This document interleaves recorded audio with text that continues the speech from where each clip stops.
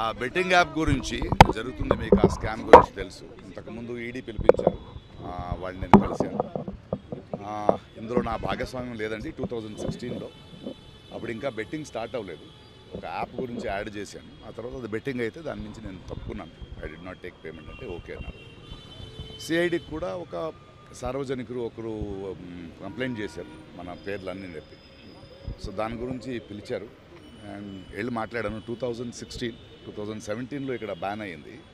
2016లో ఇంకా betting start అవ్వలేదండి. ఆ యాప్ ఒక గేమ్ అనుకుని మేము చేసామండి. ఆ తర్వాత తెలిసింది బెట్టింగ్ యాప్ ఈజ్ రాంగ్, అందువల్ల నేను కంటిన్యూ చేయలేదు. ఆ డీటెయిల్స్ ఇచ్చాను. ఆ తర్వాత ఏదైనా చేశారా, వేరే కంపెనీస్ ఏదైనా చేశారా అంటే లేదండి అని చెప్పాను, అంతే. బ్యాంక్ స్టేట్మెంట్స్ని అప్పుడే ఇచ్చాము, అందులో ఏమీ లేదని తెలిసింది.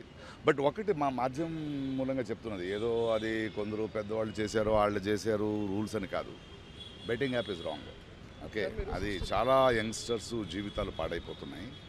2016లో మనకు తెలియదు, అది ఇంకా యాప్గా ఉంది, ఇంకా బెట్టింగ్ స్టార్ట్ అవ్వలేదు. బట్ ఎప్పుడైతే బెట్టింగ్ స్టార్ట్ అయ్యి అది బ్యాన్ అయిందో, యంగ్స్టర్స్కి నేను ఈ మూలంగా చెప్పేది ఒకటే, అంటే నేను బెట్టింగ్ యాప్ డబ్బులు పెట్టి చేయమని నేను యాడ్ చేయలేదని చెప్పడం చాలా ఈజీ. అలా కాదు, అది తెలిసి చేసినా తెలియక చేసినా తప్పే.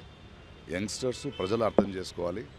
మనం కష్టపడదాం, కష్టపడి సంపాదిస్తాం. ఇలాంటి యాప్ పోయి చాలా ఫ్యామిలీస్, చాలా youngsters they have lost there lifes and I'm sorry for that and hope మనం దీని నుంచి నేర్చుకుంటాం. Thank you.